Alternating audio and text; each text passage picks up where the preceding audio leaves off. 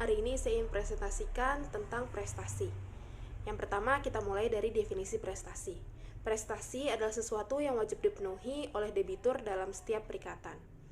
Prestasi sama dengan objek dalam perikatan. Dalam hukum perdata, kewajiban memenuhi prestasi selalu disertai jaminan harta kekayaan debitur.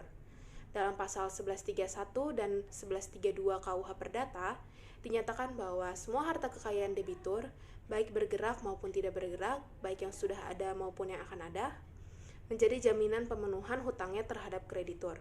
Tetapi jaminan umum ini dapat dibatasi dengan jaminan khusus berupa benda tertentu yang ditetapkan dalam perjanjian antar pihak-pihak. Selanjutnya, kita membahas wujud prestasi. Wujud prestasi yang pertama adalah memberikan sesuatu. Menurut pasal 1235 ayat 1 KUH Perdata, pengertian memberikan sesuatu adalah menyerahkan kekuasaan nyata atas suatu benda dari debitur kepada kreditur. Contohnya dalam hal jual beli, hibah, sewa menyewa, gadai, dan hutang piutang. Yang kedua, perbuat sesuatu. Dalam perikatan yang objeknya berbuat sesuatu, debitur wajib melakukan perbuatan tertentu yang telah ditetapkan dalam perikatan. Contohnya, membangun rumah atau gedung, mengosongkan rumah. Yang ketiga, tidak berbuat sesuatu. Dalam perikatan yang objeknya tidak berbuat sesuatu, debitur tidak melakukan perbuatan yang telah ditetapkan dalam perikatan. Contohnya, tidak membangun rumah, tidak membangun pagar, tidak membuat perusahaan yang sama, dan sebagainya. Selanjutnya, kita membahas tentang sifat prestasi. Sifat prestasi ini dibagi menjadi 5. Yang pertama, harus sudah tertentu dan dapat ditentukan. Jika prestasi tidak ditentukan atau tidak ditentukan mengakibatkan perikatan batal. Yang kedua, harus mungkin. Artinya, prestasi itu dapat dipenuhi debitur secara wajar dengan segala usahanya. Jika tidak demikian, perikatan batal. Yang ketiga, harus diperbolehkan atau halal. Artinya tidak dilarang oleh undang-undang, tidak bertentangan dengan kesusilaan dan ketertiban umum. Jika prestasi itu tidak halal, perikatan batal. Yang keempat, harus ada manfaat bagi kreditur. Artinya, kreditur dapat menggunakan, menikmati, dan mengambil hasilnya. Jika tidak demikian, perikatan dapat dibatalkan. Yang kelima, terdiri dari satu perbuatan atau serentetan perbuatan.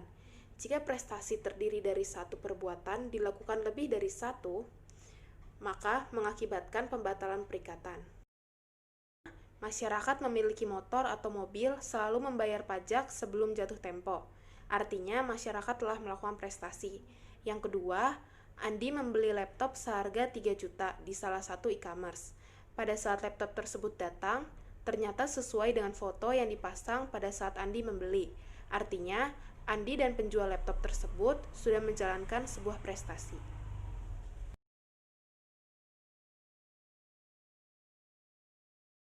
Apa sih wan prestasi itu? Wan prestasi berasal dari bahasa Belanda, yaitu wan prestasi, yang artinya tidak dipenuhinya suatu prestasi atau kewajiban terhadap pihak-pihak tertentu yang timbul karena suatu perikatan, baik itu perikatan yang lahir karena undang-undang maupun perikatan yang lahir karena perjanjian. Kemudian dasar hukum wan prestasi terdapat dalam pasal 1243 Kitab Undang-Undang Hukum Perdata, yang berbunyi penggantian biaya kerugian dan bunga karena tidak terpenuhinya suatu perikatan dinyatakan lalai, tetap lalai untuk memenuhi perikatan itu, atau jika sesuatu dapat diberikan atau dilakukannya hanya dapat diberikan atau dilakukannya dalam waktu yang melampaui batas yang telah ditentukan. Lalu apa saja akibat hukum dari wan prestasi? Terdapat 3 akibat hukum dari wan prestasi. Yang pertama yaitu kewajiban membayar ganti rugi, kemudian yang kedua yaitu pembatalan perjanjian, dan yang terakhir yaitu peralihan resiko. Akibat hukum yang pertama yaitu membayar ganti rugi. Membayar ganti rugi di sini artinya membayar segala kerugian yang ditimbulkan karena musnahnya atau rusaknya suatu barang milik kreditur diakibatkan karena kelalaian dari debitur. Untuk menuntut ganti rugi tersebut, perlu adanya penagihan ataupun somasi terlebih dahulu, kecuali pada peristiwa-peristiwa yang tidak memerlukan somasi terlebih dahulu. Akibat hukum yang kedua yaitu pembatalan perjanjian. Hukuman ini diberikan kepada seseorang yang tidak dapat melihat suatu pembatalannya sebagai suatu hukuman. Debitur malah merasa puas atas pembatalan perjanjian tersebut karena ia merasa bahwa pembatalan tersebut ia dibebaskan dari segala kewajiban untuk melakukan suatu prestasi. Akibat hukum yang ketiga yaitu peralihan resiko.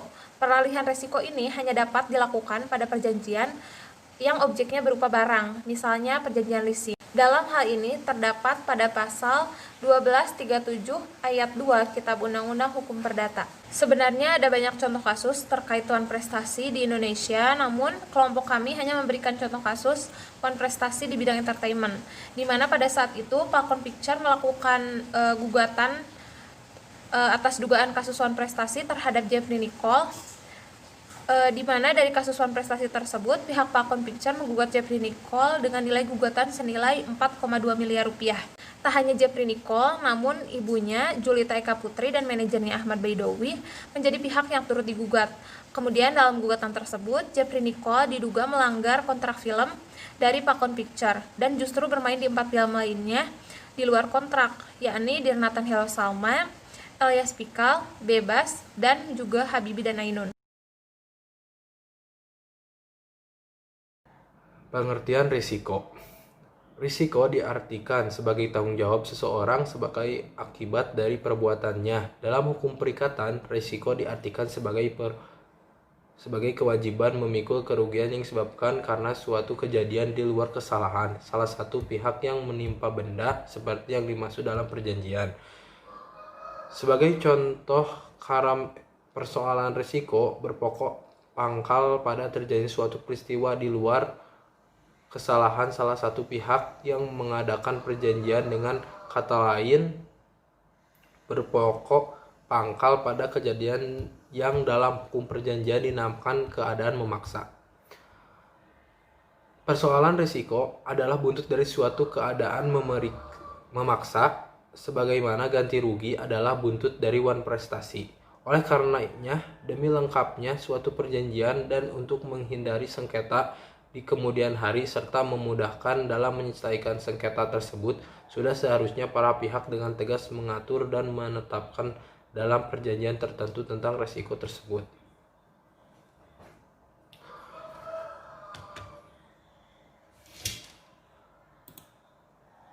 Dasar hukum risiko. Hukum penambahan: jika para pihak tidak menetapkan risiko dalam perjanjian yang dibuatnya, maka akan berlaku pasal-pasal tentang risiko yang terdapat dalam buku 3 KUHP Perdata. Persoalan risiko ini diatur dalam pasal 1237 Kitab Undang-Undang Hukum Perdata KUH Perdata yang berbunyi, dalam hal adanya perikatan untuk memberikan suatu barang tertentu, maka barang itu semenjak perikatan dilahirkan adalah atas tanggung jawab si berpiutang. Lalu macam-macam resiko. Resiko murni. Resiko murni yaitu ketidakpastian terjadi suatu kerugian atau dengan bahasa lain harga atau suatu peluang merugi dan bukan suatu peluang keuntungan. Resiko murni merupakan suatu yang dinamakan jika terjadi akan mengakibatkan kerugian, dan jika tidak terjadi maka tidak memunculkan kerugian tetapi tidak menimbulkan keuntungan. Resiko spekulasi. Resiko ini yaitu resiko yang berhubungan dengan kejadian dua kemungkinan, yakni peluang mengalami kerugian finansial atau mendapat keuntungan. Risiko ini mengakibatkan terjadinya 3 macam rugi, untung, atau break even. Misalnya adalah investasi saham pada bursa efek, membeli undian, dan lain-lain sebagainya. Risiko bisnis yaitu risiko yang ditanggung oleh perusahaan terhadap kualitas dan keunggulan di beberapa produk pasar yang dimiliki oleh perusahaan. Risiko seperti ini hadir karena terdapat ketidakpastian dari aktivitas-aktivitas bisnis seperti inovasi teknologi dan juga desain produk pemasaran. Untuk bentuk risiko. Yang pertama yaitu risiko murni. Risiko murni adalah risiko yang akibatnya hanya ada 2 macam, rugi atau break even. Contohnya pencurian, kecelakaan, atau kebakaran. Yang kedua yaitu risiko spekulatif. Risiko yang akibatnya ada 3 macam, rugi, untung, atau break even. Contohnya judi. Yang ketiga yaitu risiko partikular. Risiko partikular adalah risiko yang berasal dari individu, dan dampaknya lokal, contohnya pesawat jatuh, tabrakan, mobil, dan kapal kandas. Yang keempat yaitu risiko fundamental. Risiko fundamental adalah risiko yang bukan berasal dari individu dan dampaknya luas, contohnya angin topan, gempa bumi, dan banjir. Selanjutnya yaitu contoh kasus.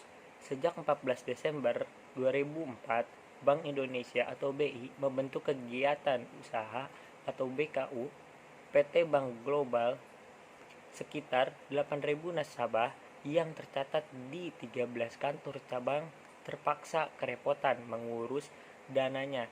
Bukan hanya itu, ratusan investor publik memegang saham juga menjadi tidak jelas investasinya. Belum lagi bank dan pihak lainnya yang memiliki tagihan. Nasib ratusan karyawan pun menjadi tak menentu di tengah sulitnya lapangan kerja. Apa jadinya kalau mereka di PHK? Jelas akan menambah deretan panjang pengangguran. Semua itu tentu akan menambah beban pemerintah dalam memulihkan roda perekonomian, terutama sektor real. 4 alasan ditutupnya Bank Global. Yang pertama, terus memburuknya kondisi keuangan Bank Global. Yang kedua, tidak menyetorkan tambahan modal yang diminta BI sejak bank tersebut masuk pengawasan khusus atau Specialist Surveillance Unit pada 27 Oktober hingga 13 Desember 2004. Yang ketiga, direksi Bank Global tidak menunjukkan itikat baik untuk patuh pada aturan, bahkan dalam pengawasan BI dan kepolisian ada upaya secara sengaja dari pihak bank tersebut untuk memusnahkan dan menghilangkan barang bukti. Yang keempat, direksi pejabat eksekutif dan beberapa karyawan bank publik itu diduga telah melakukan tindak pidana perbankan dengan merusak dan menghilangkan dokumen-dokumen penting bank. Selanjutnya yaitu solusi. Yang pertama adalah sebagai perusahaan terbuka, semestinya Bank Global transparan dan menerapkan dengan seksama asas good corporate governance. Yang kedua, seperti dilansir Investor Daily Online pada tanggal 14/12/2004 bahwa kehancuran Bank Global sangat boleh jadi disebabkan oleh sebuah kolusi antara pengelola Bank Global dengan Prudence Asset Management atau PAM. Yang ketiga, kasus Bank Global menarik diikuti karena kasus ini mencoreng citra reksadana, sebuah instrumen pasar modal yang mengalami pertumbuhan pesat selama 2 tahun terakhir. Yang keempat, kasus Bank Global mencerminkan lemahnya pengawasan BI dan Bapepam.